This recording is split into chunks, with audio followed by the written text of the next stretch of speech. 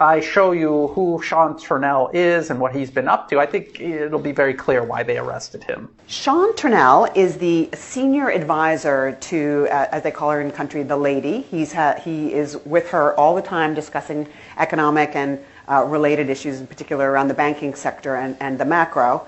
He also works at this university, and he has been an advisor to the U.S. State Department and other agencies, to USAID, Australia's Department of Foreign Affairs and Trade, to the World Bank, and Open Society. So he's got he's involved in many things, many aspects of foreign interference in Myanmar's internal political affairs. Things Australia would never tolerate any other country doing to it, and yet he is doing this to Myanmar. Here is a document from Asia Society. This is one of these think tanks. It says Asia Society, but it's Western-centric and focuses on Western policy toward Asia. And this is actually current realities and future possibilities in Burma, Myanmar, options for U.S. policy. Asia Society Task Force report. And who is on this task force? This is from 2010. Wesley Clark, and a retired U.S. Army general. Henrietta Foray from USAID. There's also Sean Turnell. He's principal advisor.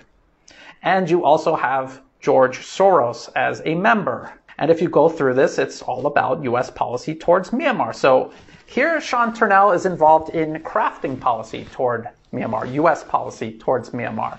And then he is an advisor to Aung San Suu Kyi, whispering into her ear, trying to shape Myanmar's own internal policy and also their policy toward the U.S. And Sean Turnell is also part of this, the Myanmar Development Institute. There he is.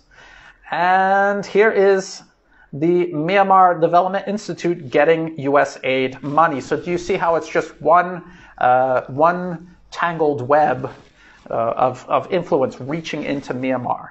And Sean Turnell practically with Aung San Suu Kyi on a leash, and with the people surrounding him, Open Society, the National Endowment for Democracy, USAID, the U.S. State Department, controlling and funding virtually every aspect of Aung San Suu Kyi's political machine, the electorate process inside of Myanmar. This was what was going on. This is why Myanmar's military had to take control. This is why they were rounding up people working for Open Society, because they were literally running the country, and they just had people like Aung San Suu Kyi as the Myanmar face for what was a neo-colonial administration. And what kind of things was Sean Turnell whispering into Aung San Suu Kyi's ear?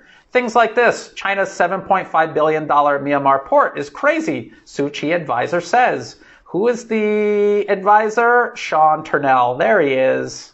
It is a client regime, and it wasn't even really being run by people in Myanmar, even though they were hand-selected by the U.S. and funded and backed and installed into power. They still had people like Sean Turnell actually running things. So this is why Myanmar's military took over, not because they hate democracy. Maybe they do, but this opposition had absolutely nothing to do with democracy. It was imperialism, and they were ousting a client regime run out of Washington, D.C. Thought this video was useful. Please like and share it. Think about subscribing to the channel. It's free to do, and it helps the channel grow. Check the video description for these links. There's also ways you can help support my work so that I can continue doing videos like this. And as always, thank you for watching.